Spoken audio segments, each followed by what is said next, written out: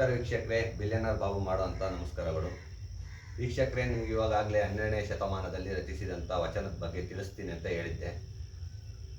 ಹೀಗಾಗಿ 12ನೇ ಶತಮಾನದಲ್ಲಿ ರಚಿಸಿದಂತಹ ಬಸವಣ್ಣವ್ರ ವಚನಕ್ಕೂ ಅಥವಾ ಬೇರೆ ಯಾವುದೇ ಶರಣರು ರಚಿಸಿದಂಥ ವಚನಕ್ಕೂ 2024ರಲ್ಲಿರೋಂಥ ವಚನಕ್ಕೂ ಡಿಫ್ರೆನ್ಸ್ ಏನು ಅಂತ ನಮಗೆ ಇವತ್ತು ತಿಳಿಸ್ಕೊಂಡು ಕೊಡ್ತೀನಿ ವೀಕ್ಷಕರೇ.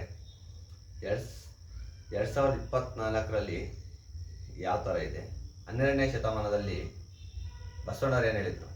ನುಡಿದರೆ ಮುತ್ತಿನ ಹಾರದಂತಿರಬೇಕು, ನುಡಿದರೆ ಸ್ಫಟಿಕದ ಶೆಲಕೆಯಂತಿರಬೇಕು, ನುಡಿದರೆ ಮಾಣಿಕ್ಯದ ದೀಪ್ತಿಯಂತಿರಬೇಕು, ನುಡಿದರೆ ಲಿಂಗ ಮೆಚ್ಚೋದೋದೆನಬೇಕು, ನುಡಿಯೊಳಗೆ ನಡೆಯದಿದ್ದರೆ ಕೂಡಲ ಸಂಗಮ ದೇವನೆಂತೋಲನಯ್ಯ ಅಂತ ಬಸವಣ್ಣವ್ರು ಹೇಳಿದರು.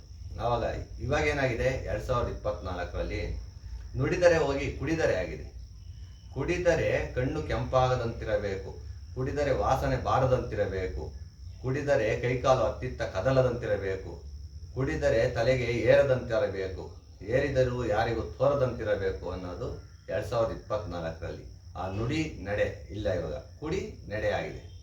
ಅದಕ್ಕೋಸ್ಕರ ನಾವು ಈ ವಚನ ಸಾಹಿತ್ಯನ ನಾವು ಉಳಿಸ್ಬೇಕು, ಬೆಳೆಸಬೇಕು ಸ್ನೇಹಿತರೆ.